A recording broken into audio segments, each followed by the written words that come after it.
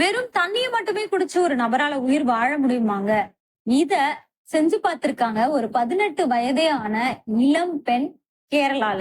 எதனால இவங்க இத செஞ்சாங்க அப்படின்னா, அவங்க கூட படிக்கிற பசங்கள்லாம் இவங்க குண்டா இருக்கிறதுனால கிண்டல் அடிச்சிருக்காங்க. அந்த கேலி கிண்டலை தாங்க முடியாம உடல் இளைக்கணும் அப்படிங்கிற நோக்கத்துல சோசியல் மீடியால வரக்கூடிய தகவல்களை உண்மைன்னு நம்பி வெறும் தண்ணிய மட்டுமே 6 மாதம் குடிச்சிருக்காங்க. வேற எந்த விதமான உணவும் எடுத்துக்கொள்ளல. உணவு கொடுக்கப்பட்டாலும் அதை மறைச்சு வச்சுட்டு வெறும் தண்ணிய மட்டுமே எடுத்துட்டு இருந்திருக்காங்க. இதனால அவங்க உயிரே பறி போயிடுச்சு. அவங்க இறக்கும் போது வெறும் 24 கிலோ தான் அவங்க இருந்ததா அறிவிக்கையில தெரிவிக்கப்படுது.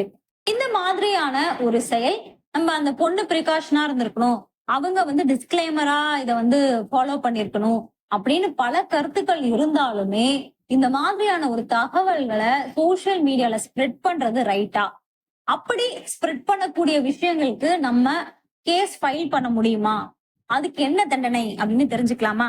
காசிங் டெத் பை நெக்லிஜென்ஸ் அப்படின்னு சொல்லக்கூடிய செக்ஷன் 304A ஆஃப் ஐபிசியும் செக்ஷன் 106 ஆஃப் பாரதிய நியாய சன்னிட்டாலையும் இது தண்டனைக்குரிய ஒரு குற்றம். இதுக்கு 2 வருடம் வரைக்கும் நீடிக்கக்கூடிய ஒரு சிறை தண்டனை மற்றும் ரெண்டையுமே வழங்கி கூட நீதிபதி தீர்ப்பு வழங்கலாம். இந்த மாதிரி சோசியல் மீடியால நம்ம ஒரு வீடியோ பப்ளிஷ் பண்றோம். அந்த வீடியோல பப்ளிஷ் பண்ண ஒரு விஷயத்த இன்னொரு நபர் பார்த்து ஃபாலோ பண்றாங்க. அதனால அவங்களுக்கு உயிரிழப்பு ஏற்படல. ஆனா உயிரிழப்பு ஏற்படுற அளவுக்கு அச்சுறுத்துற அளவுக்கு ஒரு தீங்கு ஏற்பட்டிருக்கு. ஒரு காயம் ஏற்பட்டிருக்கலாம். இல்ல ஒரு தனிநபருடைய பாதுகாப்பு இழக்கிற அளவுக்கு ஒரு செயல் ஏற்பட்டிருக்கலாம். இதெல்லாம் நடந்திருந்துச்சுன்னா அதுக்கு 3 மாதம் வரைக்கும் சிறை தண்டனை கொடுக்கலாம்.